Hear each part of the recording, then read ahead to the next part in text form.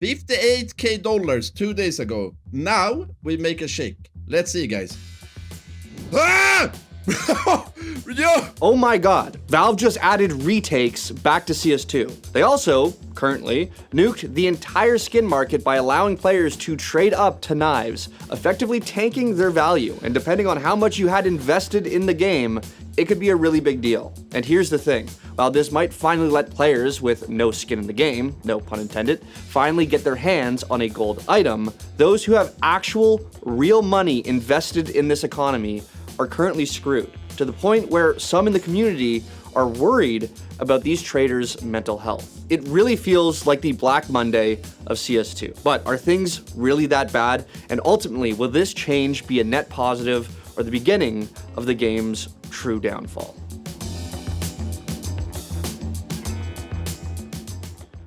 This video is sponsored by our friends over at Opera GX, who have the definitive browser for gaming. Opera GX has forged an official partnership with Riot Games and is the ultimate browser for keeping up with League of Legends esports during World Season. And to maximize your experience as a League fan, Opera GX has created Riot Corner, a one-stop shop where you can follow all the major World storylines as they happen. It's got tournament matches and results, a calendar, and all the live co-streamers so you can get every juicy morsel of your World's content in one place. You can access Riot Corner by downloading one of the official League mods in Opera GX, which is my personal favorite feature. You can choose from a collection of unique League themes that make your browser look really dope. So download Opera GX today using the link in the description and get started.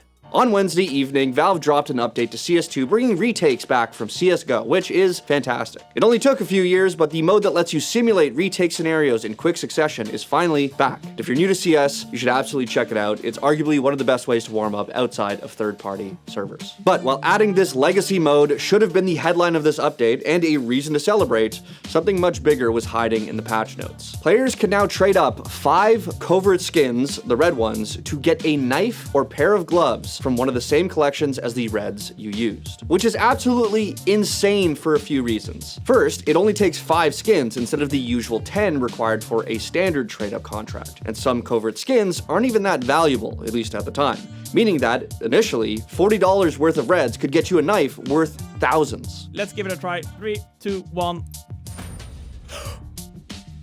No way! No fucking way, though!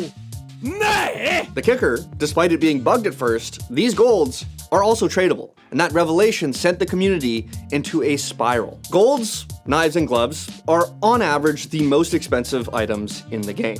Sure, there are pricey reds or even purples depending on the rarity, but that's an exception. But the reality now is that you could take 5 relatively cheap skins, roll them into a gold, and repeat the process. Because of that, this update almost immediately tanked the value of gold items, causing some players' inventories to plummet overnight depending on how much they had invested. What the f***? Bro, everyone is gonna have insane inventories. Nothing's rare anymore. Nothing is rare. Nothing is expensive anymore. On the flip side, since 5 reds can now be turned into a gold, the price of some reds went way up. Skins that were selling for just a couple of bucks have increased by over 1,000%. Meanwhile, my knife, for example, dropped by more than 60%. Hell, one of the most expensive combos in the game has basically been halved. Hey guys, welcome back to my channel. Today we're going over the top 5 most affordable but cool combos in Counter-Strike 2. Number 1, Pandora's box gloves with emerald butterfly knife. Of course, though, this means it probably won't end up being pure stonks. If you use $40 worth of reds to get what was once a $1,500 knife, that knife won't stay worth $1,500 and is likely already worth less because the process itself drives the price down. You aren't even guaranteed a good knife. A lot of the posts online are showing the best outcomes, but it seems like more often than not, especially with the rising price of reds, these trade-ups won't be worth the gamble. Only time will tell in regards to what happens to the price of reds once the market relaxes, but the main takeaway is that the overall value of a gold has tanked significantly. On top of that, cases are also fluctuating since big ticket items aren't as worth it anymore. And as a result, the entire market, which was once estimated around $7 to $6 billion,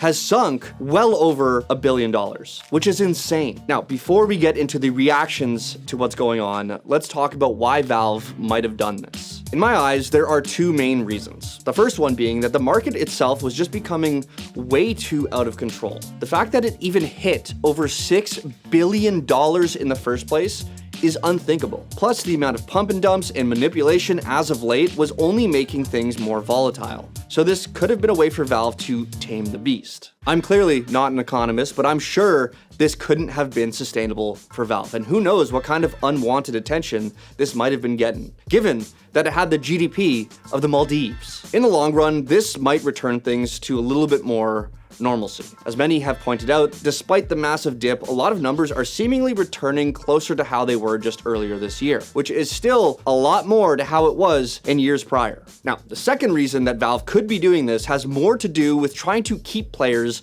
off of third-party websites. As I've said multiple times before, Valve's updates this year are all seemingly pushing skin trading back towards the Steam ecosystem. They did it with trade protection, with the new terminals, and now this. The most you can sell an item for on Steam is $1,800 US, and you can only have 2K in your Steam wallet at one time. So by virtue of so many golds being well over that price, Valve might be trying to sink those values so that people don't need to use third-party sites. That being said, you still can't take your money out, and 2K is no small amount of money for a lot of people, so it might not kill those sites completely, but still, it does push things back to Steam. On top of that, despite the market taking a massive hit, in the long run, this could cause more players to put money in the market because these coveted items are now more obtainable. The average player probably can't afford a $3,000 knife, but $700 is a lot more reasonable, which leads us to the reactions, because a lot of people do think that this update will be good in the long run. In its current state, a large portion of the community were essentially gatekept from ever being able to afford gloves or knives, but this update could lower that barrier of entry. That being said, some are speculating that prices are still going to be way too outrageous for some of the better items out there, unless things go back to how they were before the boom, which probably won't happen unless the game truly falls off, which in some players' opinion will be the case. Skin cells, as they're colloquially known, believe that the market is the only thing keeping this game alive. And if things fall off, investors will pull out and the game will die. I've also seen threats against Valve employees over this update from some of this section of the community. And while I understand that some people lost a lot of money, that is ridiculous, whether you're joking or not. I've also seen people compare this situation to some of the many real problems actually facing CS2 right now, as if this inflated market that didn't exist a few years ago is somehow a legacy part of the game that Valve just pissed all over. Yes, CS2 has a lot of issues, and it's going to take a while before it gets to where CSGO was, but I do not consider the skin market crashing on the same level as any of the other real problems facing the game. I don't want to sound like an asshole, but a lot of these people treat CS like it's skins first, game second. Maybe this is a wake-up call. I think CS2 and Valve will be just fine, but as for those investors, it is truly a dark time right now, and I can understand that. There are people who treat CS2 skins as legitimate investments, and not just the Zipples of the world. And as I pointed out, people have lost tens of thousands of dollars, if not hundreds of thousands of dollars, in less than 24 hours. And while I don't have to explain to you why I think investing all your money in a speculative market within a video game is not a good idea, it is the reality. That's led to some people fearing the worst, that this type of financial hit can cause people's lives to spiral in the same way that a stock market crash would. I really hope that's not the case, and if you're someone in that position, just breathe. Reach out to family, friends, talk to someone. It's very difficult to predict what's going to happen in the coming weeks, so let's not do anything crazy. But that's where things are, and I hope everyone's okay, and let me know what you think about this situation. Does Valve have a right to do what they want with this market whenever they want? Was there a better way of doing this? And ultimately, are you enjoying retakes? I've seen people put the list of issues this game has, like no 128 tick, bad anti-cheat, performance issues, lack of content, skin market crash, you Valve. And it's just like, no, that's not on the list. You know, Valve, but for many different reasons. That one, I'm not hopping on that bandwagon.